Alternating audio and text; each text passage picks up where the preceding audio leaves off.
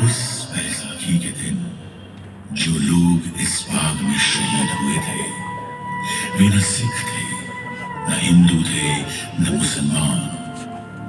उस बैसाखी खून से लथपथ हुआ था पूरा हिंदुस्तान।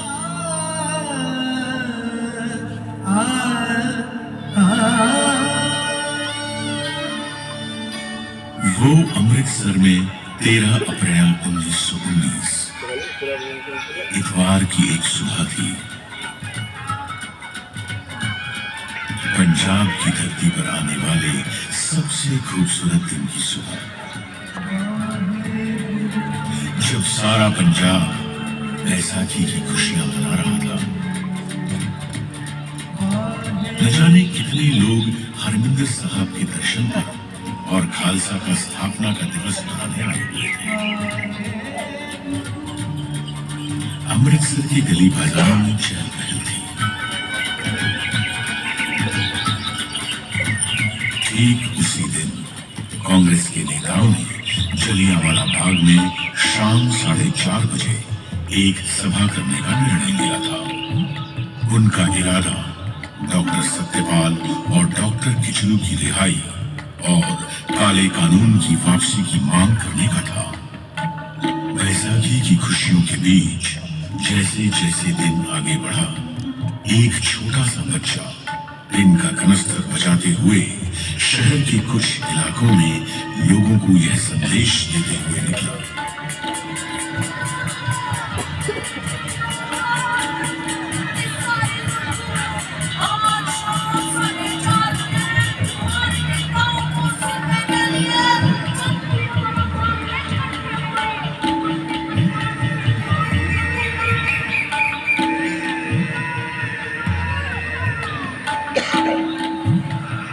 जैसे ही इस बच्चे की मुरादी को बैसाखी मनाते हुए लोगों ने सुना, तो सोचा कि जुल्म का विरोध करना तो कोई जुल्म नहीं है। वीर जी, बात पे आ रहे हो कि नहीं आ रहे हो? हाँ, सुना है सब आए हुए। आप चलो, हम मठा लेके आए बस। अजी सुनिए, कोई कानून लगाया सरकार ने? हाँ, सुना तो मैंने भी नहीं। शाम को बाग में पता चल ही जाएगा। वैसे परजाई जी, आप आ रहे हो ना? आहो, जस्सी को लेके पहुंच जाऊंगी 4:30 बजे। वैसे भी जलियांवाला बाग में तो लोग पहले से ही आपस में खुशियां बांट रहे थे, आराम कर रहे थे। मगर उन मासूम लोगों को यह मालूम नहीं था कि जनरल डायर ने अमृतसर में मार्शल लॉ लगा दिया है। प्रभात फेरियां निकालने और सभाएं करने पर प्रतिबंध लग चुका है, क्योंकि सरकार ने मार्शल लॉ लगाने की कोई मुनादी ही नहीं कराई थी।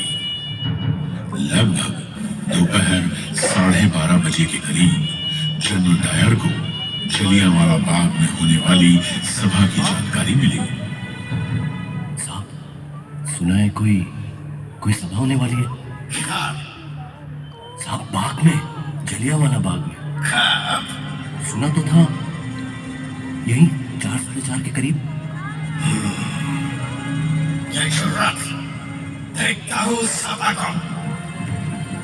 जनरल डायर, ये वही नाम था जो आगे जाकर अंग्रेज हुकूमत के जुल्म और सितम का सबसे काला अध्याय बनने वाला था। वो अंग्रेज हुकूमत जिसने भारत में इंसाफ के हक में उठने वाली हर आवाज को हर तरह से कुचलने की कोशिश की थी, फिर चाहे वो आवाज गर्जना में उठी हो या शांति में। 1770 में सन्यासियों और फकीरों ने संघर्ष किया, तो सन 1857 में पूरे देश ने एक होकर अंग्रेजों के खिलाफ पहले स्वतंत्रता संग्राम की हुंकार भरी। इस संग्राम की हुंकार को अंग्रेजों ने दबा जरूर दिया था, लेकिन हुंकार जब तक जिंदा हो, वो मुंह पर रखी गई हथेली में से भी फूट फूट कर निकलती रहती है।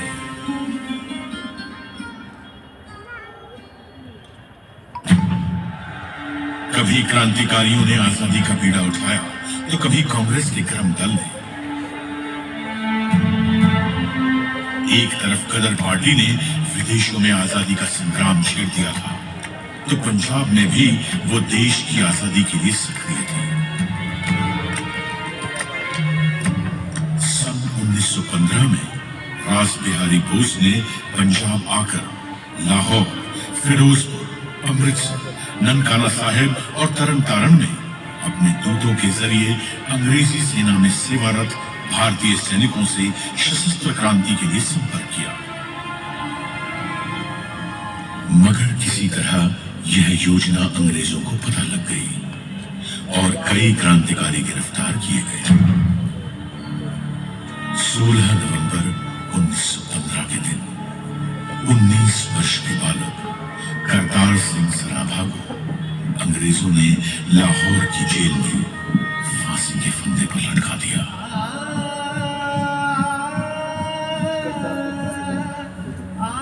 सन 1918 में सैन फ्रांसिस्को में गदर दल के सदस्यों पर मुकदमे चलाकर सजाएं दी गई।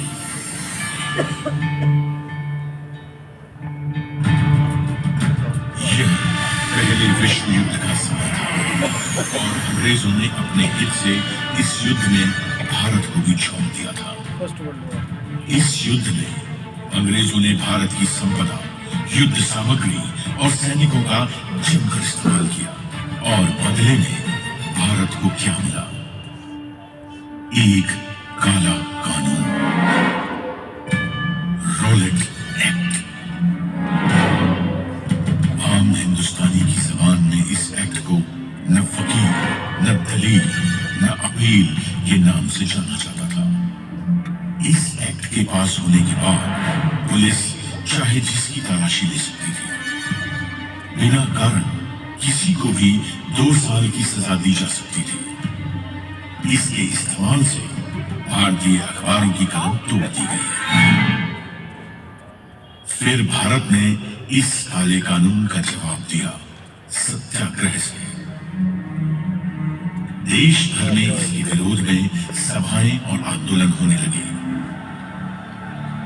फिर 30 मार्च 1919 के दिन दिल्ली में 60 निहत्थे लोगों को सरकारी गोलियों से भून दिया गया।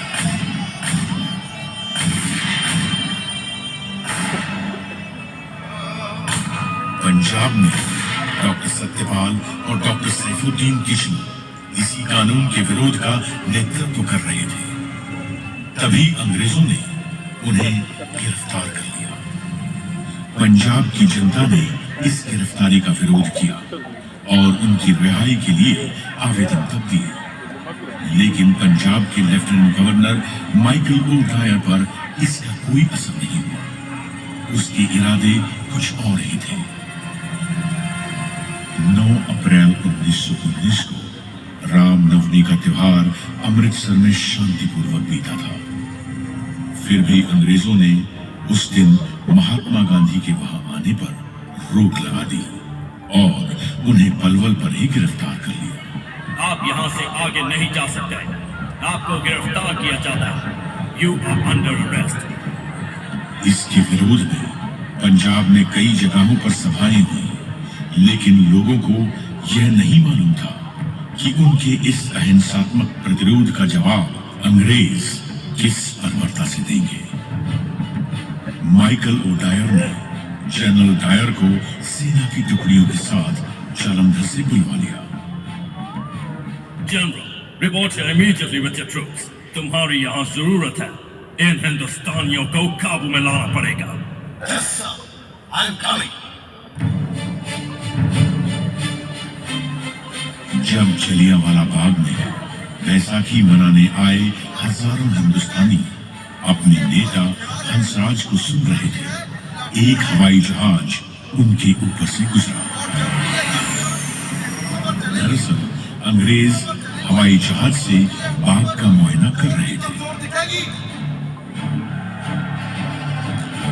इस घटना से वहां मौजूद लोगों में बेचैनी बढ़ गई। शांति बनाए रखिए, शांति बनाए रखिए। डरने की कोई बात नहीं है। उनके नेता ने उन्हें न घबराने की सलाह दी। तभी कुछ ही देर में दूर से उस संकरी गली से कुछ आवाजें आनी शुरू हुई। कुछ बख्तरबंद गाड़ियां गली के बाहर आ रुकी थी। जनरल डायर अपने 90 सैनिकों के साथ बाग में आ चुका था। अगर हमने आया या हिंसा की तो हम उनसे अलग कैसे हुए? लोगों में कुछ हलचल सी हुई, मगर हंसराज ने उन्हें डरने से मना किया। डरने की कोई बात नहीं है, हम शांति से बात करेंगे। शांति से बात करते हुए लोगों से किसे खतरा हो सकता था? लोग कुछ सोचते, उससे पहले जनरल डायर ने अपने सिपाहियों को पोजीशन लेने का हुक्म दिया। लोगों में खौफ बढ़ता जा रहा था।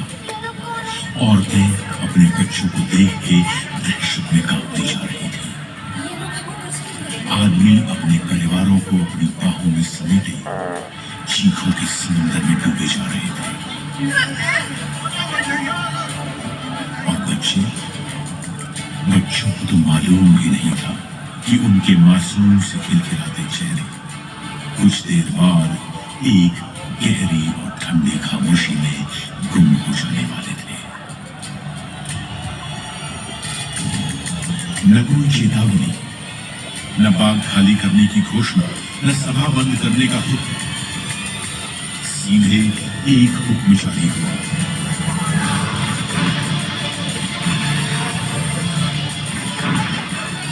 गोलियां बंदूकों की नलियों से बहने।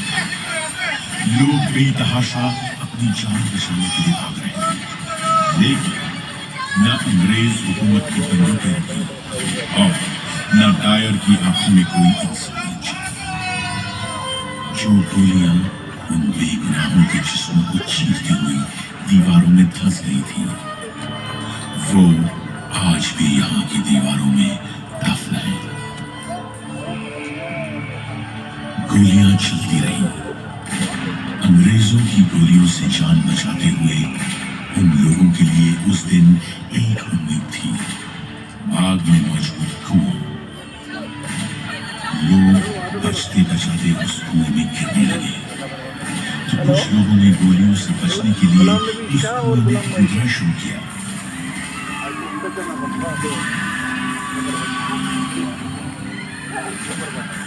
एक के बाद एक लोग उस कुएं में गिरते चले गए। धीरे धीरे करके वो कुआं जिंदा और मुर्दा लोगों से भरता चला गया। कुआं इंसान की प्यास बुझाता है, लेकिन उस दिन इस कुएं ने शैतान की प्यास बुझाई थी।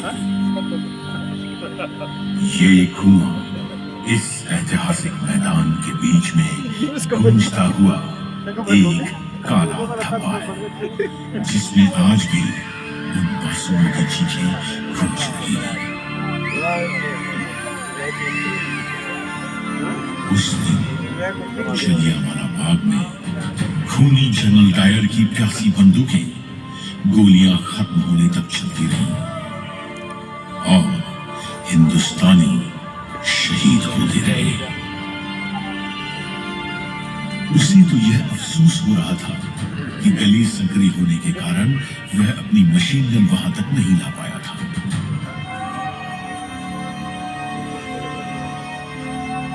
जलियांवाला बाग के इस नरसंहार में उस दिन डायर ने अपने 90 सैनिकों के साथ 10 मिनट में 1650 गोलियां दागी थी, जिससे 1000 से ऊपर भारतीय शहीद हुए और 1500 से अधिक घायल। उन दरिंदों ने बच्चों तक को नहीं छोड़ा। उस दिन 15 बच्चों का गोलियों से कत्ल हुआ था। उन बच्चों में से एक बच्चे की उम्र सिर्फ 6 महीने थी। उस दिन मरने वालों में एक बच्चा ऐसा भी था जिसकी उम्र कोई 10 साल रही होगी। उस मरे हुए बच्चे की लाश की गोद में एक लाश और थी, एक 3 साल के बच्चे की लाश। ऐसे ही न जाने कितने घायल लोग अपनों की लाशों के पास लाशों की तरह बैठे हुए थे। बाग में मौजूद एक लाश के पास एक औरत बैठी थी, जो अपने पति की लाश पर विलाप कर रही थी। उस औरत का नाम था रतन देवी।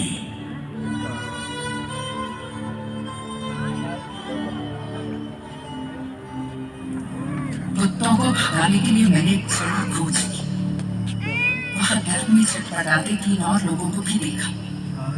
साथ ही करीब 12 साल के बच्चे को देखा, जिसने कराहते हुए विनती की कि मैं वहां से ना जाऊं। मैंने पूछा कि क्या मैं उसे कुछ उड़ा दूं, लेकिन उसे तो केवल पानी चाहिए था। उस जगह मैं पानी कहाँ से लाती? अपनी अनुभूतियों को व्यक्त करना मेरे लिए असंभव है। वहां मृतकों के ढेर लगे पड़े थे। उनमें से बहुत से छोटे छोटे मासूम बच्चे भी थे। मैं वो दृश्य कभी नहीं भूल सकती। मृतकों के उस एकाकी जंगल में पूरी रात मैंने अकेले ही बिताई। हर घंटे घड़ी की आवाज सुनाई दे रही थी। सुबह 6 बजे मेरी गली से कुछ लोग चारपाई लाए और मैं अपने पति का शरीर घर ले जा सकी। उस रात मैंने जो अनुभव किया, वो केवल मुझे और मेरे भगवान को ही पता है।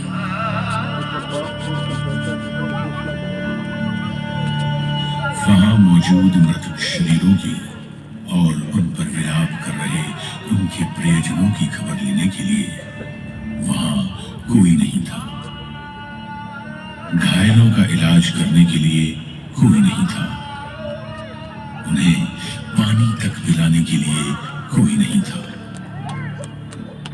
आप सोचिए हर उस दर्दनाक माहौल के बारे में जो अगले 24 घंटे तक ऐसा का ऐसा ही रहा। वो दर्द और वो खामोशी जो उस दिन जलियांवाला बाग में पैदा हुई थी, वो खामोशी हिंदुस्तान के सीने में आज तक गूंज रही है।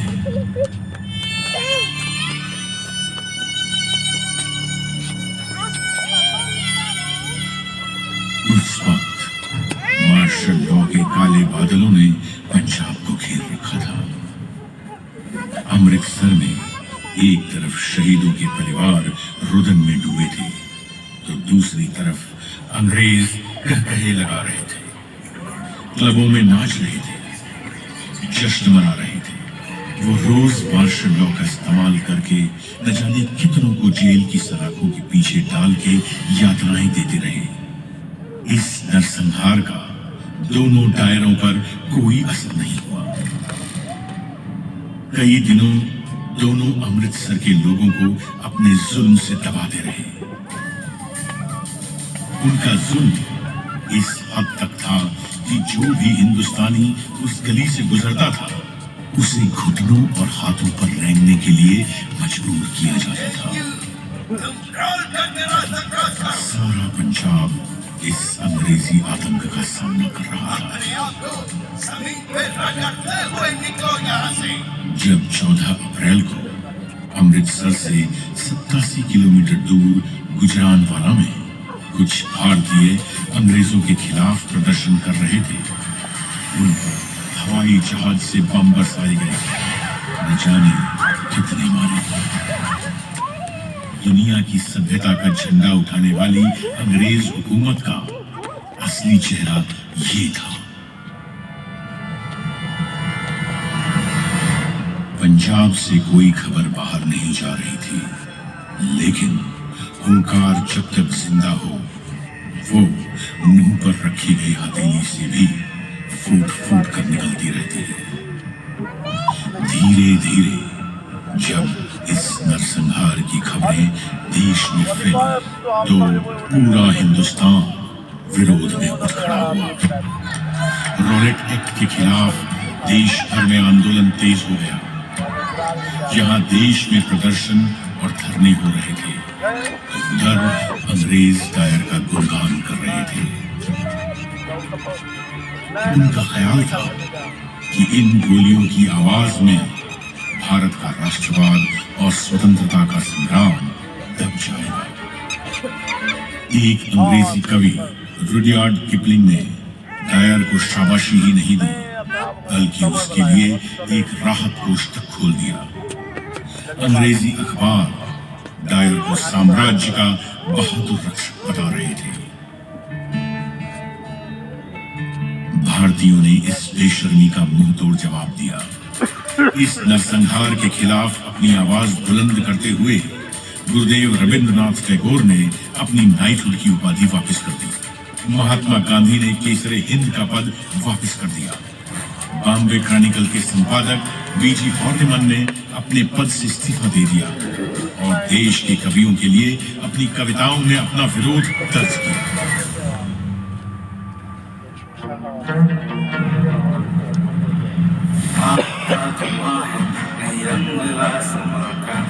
तुझको फूंक देंगे डायर तो है कहाँ का, ये आह का धुआं है नहीं रंग आसमां का। तुझको फूंक देंगे डायर तो है कहाँ का, तो बुरज आए सालिम बाकी का नाम रखा जलिया अपनी अता पे ना जा तो करके तूने डायर तो पाया विफल बुझल को जिक्र क्या है।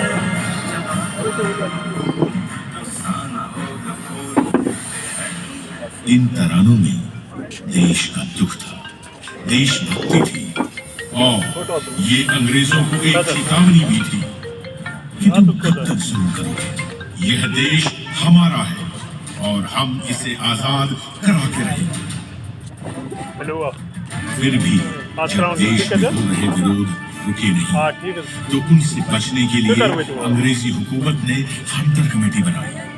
उस कमेटी की सच्चाई सामने लाने के लिए कांग्रेस ने मदन मोहन मालवीय के नेतृत्व में अपनी इंक्वायरी कमेटी बनाई। पंजाब के लोगों के साथ अपनी एकजुटता दिखाने के लिए कांग्रेस ने अपना वार्षिक अधिवेशन भी अमृतसर में किया। इस अधिवेशन में अंग्रेजों की नृशंसता की जमकर आलोचना की गई। इस घटना के बाद हिंदुस्तान में राष्ट्रीय आंदोलन की विचारधाराएं और अधिक प्रबल हो गई। जलियांवाला बाग के इस नरसंहार के बाद वहां हुई क्रूरताओं को जब अपने गांव से जाकर एक बालक ने देखा, तो उस बालक में देश प्रेम और आजादी के लिए जो अलख जगा, उसने उस बालक को भगत सिंह बना दिया। 13 अप्रैल 1919 को हुए इस नरसंहार का बदला 21 साल बाद पंजाब के बेटे शहीद आजम सरदार उधम सिंह की बंदूक ने लिया। वो गदर पार्टी की विचारधारा से प्रभावित थे। लंदन के केस्टन हॉल में 13 मार्च 1940 के दिन चली वो 6 गोलियां माइकल ओडायर के जिस्म में उतरी। वही माइकल ओडायर जिसने जनरल डायर को जलियांवाला बाग में कत्लेआम करने के लिए भेजा था। उसे गोली मारने के बाद उधम सिंह वहां से भागे नहीं। उन्होंने बड़ी शांति के साथ अपनी गिरफ्तारी दी। मैंने अपनी जिंदगी का मकसद पूरा कर लिया और रही बात माइकल ओडायर की, तो वो इसी के लायक था। उसे मेरे हाथों मरना ही था। 21 साल से मुझे उसकी चलाई गोलियों की गूंज ने सोने नहीं दिया है और अब जाकर वो शांत हुई है। अब मेरे जीने या मरने से कोई फर्क नहीं पड़ता। अब मुझे मौत का कोई खौफ नहीं। अपने मुकदमे के दौरान हिंदू मुस्लिम एकता की मिसाल कायल करते हुए उन्होंने अपना नाम मोहम्मद सिंह आजाद बताया था। मेरे पे कत्ल का इल्जाम है, पता है मुझे अपने किए पर गर्व है, क्योंकि मैंने वो अपने मुल्क की आजादी के लिए किया है। क्या ये अदालत मुझे बतलाएगी सीधा जलियांवाला बाग में जनरल डायर की मनाई हुई वो खूनी बैसाखी कत्लेआम नहीं थी। अंग्रेजों ने उन्हें लंदन की पेंटनविले जेल में फांसी पर लटकाया था। आज भी ये देश उस शहीद सिख को सलाम करता है। शहीद, तेरी मौत ही तेरे वतन की जिंदगी। शहीद, तेरी मौत ही तेरे वतन की जिंदगी। तेरे लहू से जाग उठेगी इस चमन की जिंदगी। खिलेंगे फूल उस जगह कि तू जहां शहीद हो। खिलेंगे फूल उस जगह कि तू जहां शहीद हो। शहीद, तेरी मौत ही तेरे वतन की जिंदगी। ये जो इतिहास आप सबने सुना, ये इतिहास उस क्रूरता का इतिहास है जिसे हमारे देशवासियों ने झेला था। ये इतिहास है जलियांवाला बाग में हुई उस शहादत का जिसने राष्ट्रवाद की एक नई लहर को जगाया था और अंग्रेजी हुकूमत के खिलाफ लड़ने के लिए हमारे देशवासियों का मनोबल दृढ़ किया था। ये वो इतिहास है जो हमें सिखाता है कि जालिम चाहे कितना भी क्रूर क्यों ना हो, वो एक दिन झुकना सकता है। ये इतिहास है उन शहीदों का जिनकी शहादत को हमारे देश और हमारे देशवासी कभी भूलेंगे नहीं और उसे कभी बेकार नहीं जाने देंगे।